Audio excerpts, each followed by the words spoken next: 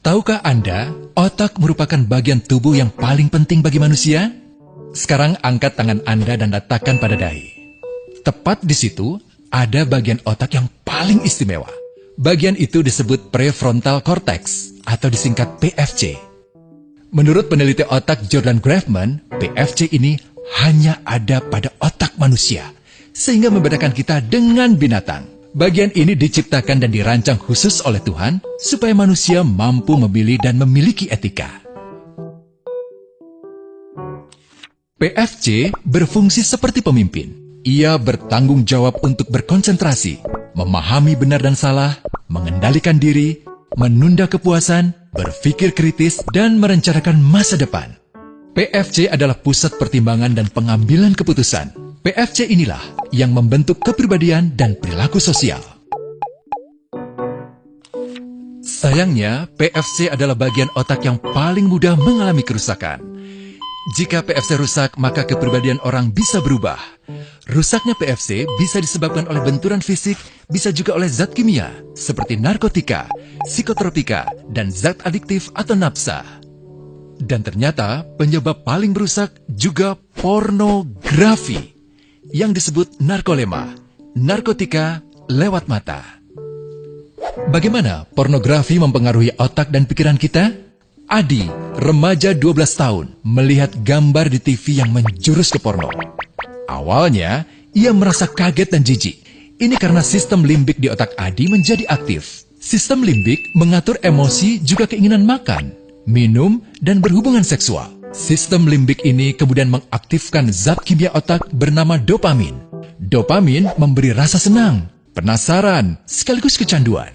Zat ini juga aktif jika orang mengkonsumsi nafsa. Oleh karena itu, sifat candu pornografi sama dengan sifat candu nafsa.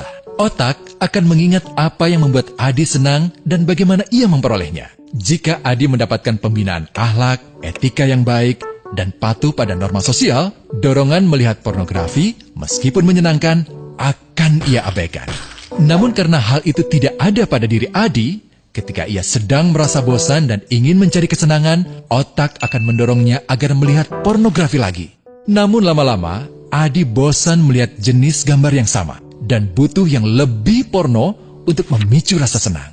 Sekarang, dengan internet, pornografi menjadi jauh lebih mudah didapat. Pertama, Adi membuka internet dan tidak sengaja melihat gambar yang menjurus ke porno. Berikutnya, ia sengaja membuka lagi untuk melihat yang lebih porno. Awalnya melihat yang sedikit terbuka, lama-lama semuanya terbuka. Awalnya melihat 1 menit, lama-lama 1 jam. Adi mengalami kecanduan pornografi. Bagaimana kerusakan PFC akibat kecanduan pornografi? Secara alamiah, dopamin dialirkan dari sistem limbik ke PFC. Orang yang kecanduan pornografi akan mengalirkan dopamin secara berlebihan sehingga membanjiri PFC. PFC menjadi tidak aktif karena terendam dopamin. Semakin sering PFC tidak aktif, ia akan semakin mengerut dan fungsinya terganggu.